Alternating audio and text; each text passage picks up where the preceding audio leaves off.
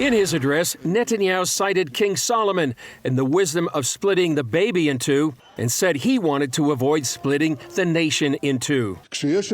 When there's an opportunity to avoid civil war through dialogue, I, as Prime Minister, am taking a time for dialogue. I give a real opportunity for a real dialogue. We insist on the need to bring about the necessary corrections in the legal system, and we're given an opportunity to achieve a broad consensus. This is a very worthy goal. After the address, Israeli President Isaac Herzog asked Netanyahu and opposition leaders Benny Gantz and Yair Lapid to work together to find a compromise. They agreed. We will show up at the president's residence. We will extend our hand. I call on Netanyahu to take away the threats, ultimatums, and extreme statements that keep us away from the goal. Stop everything and send relevant teams to the president's residence.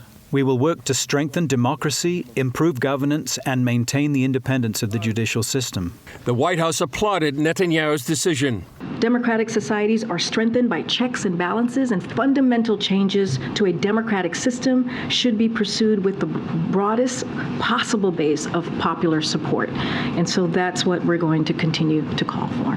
Yet proponents of the legislation said the law was designed to bring a check and balance on what they called Israel's runaway judiciary, arguing that the judicial system has had little or no restraint on it for decades. And many saw nearly 12 weeks of street protests as an attempt not just to win the debate over judicial reform, but to topple the government with accusations of the end of democracy and a dictatorship. I don't remember that at the time that the levels of hatred were this violent, were this supported by the media, were driven by the media. Israeli commentator Carolyn Glick says the intense internal strife put Israel in peril in light of Israel's number one threat in the region, Iran. People who don't want Israel to take action against Iran, of all stripes and sizes, would want Israel to be submerged in domestic rioting and discord to make it impossible as a practical matter for the army, for the government, for our intelligence arms